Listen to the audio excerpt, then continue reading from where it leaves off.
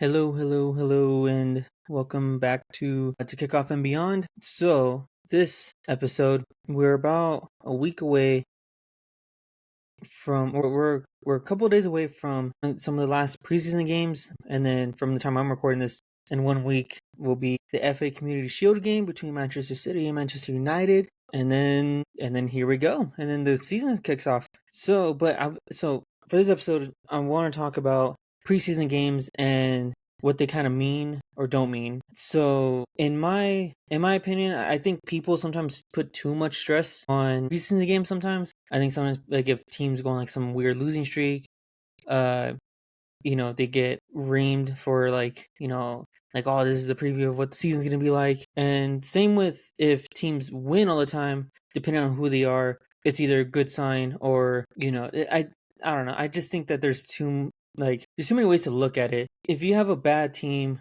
that goes undefeated through the whole preseason, sometimes people will just go and be like, well, the other teams weren't playing their top players. It would be different if they're playing the top players, or whatever. If a really good team goes undefeated in the preseason, then they start going like, oh, see, like, they haven't lost a step, and whatever, this and that. You can do the same for bad teams losing, and then good teams losing. It's all kind of subjective. I don't know. I don't watch preseason games. Really, any sport that I watch, I don't really watch NFL preseason games too much. Like, I will if it comes on. NBA preseason, I absolutely do not watch. I don't know. To me, it's so boring. But yeah, I don't know what the significance of the FA Community Shield is to, like, people of England. Like, I don't know how big of a deal or not big of a deal it is. Maybe someone can let me know. But I'm excited regardless to kind of see, because to me, I view it as this kind of like rematch, from the FA Cup final where United won, and I watched that game, and that was so exciting to watch. Like, the sort of David and Goliath thing, this sort of weird, like, I don't know, Manchester City looked like they were maybe tired, like, weren't really all in it. They had just won the Premier League, and I remember watching all these videos of them partying, and I was telling a friend of mine, I'm like, the only way that United would win is after winning the Premier League. Manchester City players just kind of like phoned it in because they're like, it's Manchester United. It don't matter. We got this, and maybe underestimate how much United would want to win this. And United kind of weirdly gathering around Eric Ten Hag was kind of crazy to see, because up until that point, I mean, literally I remember during the kickoff of the game, every sports commentator that I watched was like, oh, yep, like, Ten Hag got the call, and whether he wins or loses, like, he's out of a job. And then they win, and then immediately after they win, the conversation starts switching and being like, well, maybe you keep him.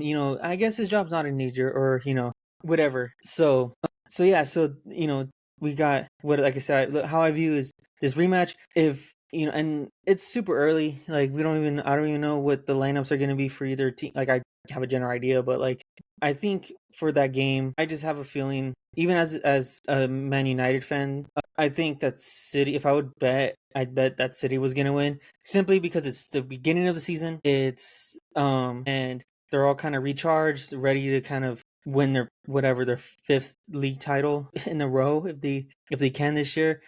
And I think also they feel maybe a little bit embarrassed of losing to United like that. So I think they have something to prove to them, like, or not, maybe not something to prove, but they're just pissed off, and they're gonna kind of give it to United. But United always has a chance. I think when you talk about games, like, everyone has a chance, no matter how bad, no matter how lopsided it looks, like, you just never know. That's why we watch the game. So the next thing I guess we should talk about in preparation of the season is, to me, like, top four, like, who might win the league this year, who's going to get top four. I mean, it seems as of right now, it's a two-man race. It's just City and Arsenal. City having gone four in a row, and last year it really looked like Arsenal had it that year. But I've watched it for a couple years now where it seemed like Arsenal had it in the bag, and then they just lose it by dumb means, or City just gets super hot and they refuse to lose, basically. I've seen a lot of sentiment right now that, like, in people's prediction videos and people's, like, talking about it right now, that this is the Arsenal team. This is the year, like where they can make the jump. I don't know, possible. And you know what? I think so. Weirdly enough, maybe because, and I don't know, I'm not sure how it all works or how it would affect it.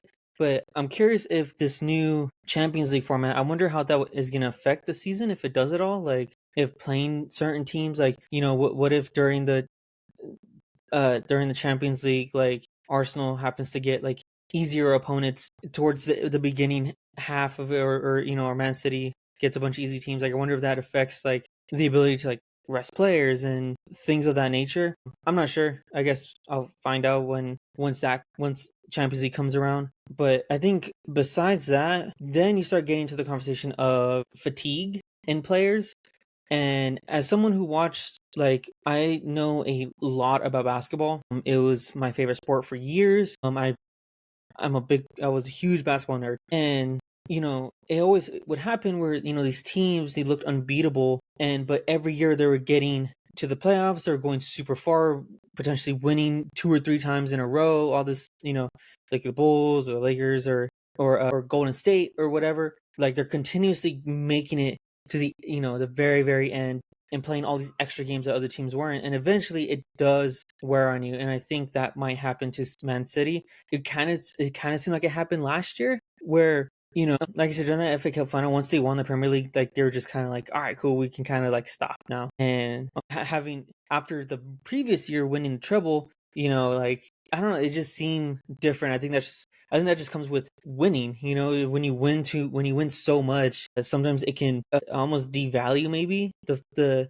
sort of importance of winning as many trophies as possible, or whatever. I can be completely wrong on this, but I do think that it's. And then that reminds me, I remember, and then Pep Guardiola had some interview and basically almost like sort of announcing that he's gonna retire soon or he's gonna leave soon, maybe when his contract's up or whatever. That's kind of a weird thing to put out in the air. It may, it can be, so I don't know. We'll see. As I guess, like I said, like this is all just hearsay. We're still a week and a half away from seeing how any of this is gonna play out, and I can be completely wrong on all of this, um but yeah, I think Arsenal has a shot at it. But Arsenal too, like Arsenal has been playing really hard. They've been trying, they're playing Champions Leagues again, and they're every year they get so close, and then something happens. Like they start kind of like just losing games that they're supposed to win, and that's never great. And I know, before it was always put like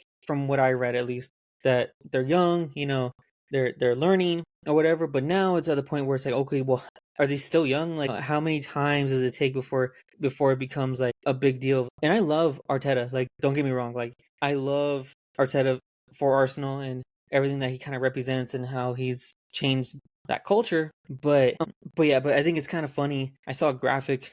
It was right after the FA Cup final, and they showed Eric Ten Hag has like whatever, like a couple trophies for that he won with Man United, and while Arteta has none, like he has nothing to show for it yet. But to me, I think that's one of those like it doesn't tell the full story, because I think Arteta and Arsenal have been gunning for winning the Premier League over anything else, over Champions League, over FA Cups and whatever. They want to win the Premier League, and that's been their goal at least since I've been watching. But we'll see. We'll see how all this happens. What's going on? I think that's it for right now. This is all I got right now. Probably next week I will let's see. Pretty much I don't really have a. So the other thing is, so I don't have a schedule yet. I'm still very very new on this YouTube thing. My plan is to just kind of record things as I see, if something sparks interest, I'll talk about it. But then once the actual season kicks off, I'm gonna try to make it a weekly thing, at least twice a week, of trying to cover the Premier League and maybe doing some recaps or whatever. So we'll see how that goes. Thank you for anyone who made it this far, and I will talk to you later. Bye.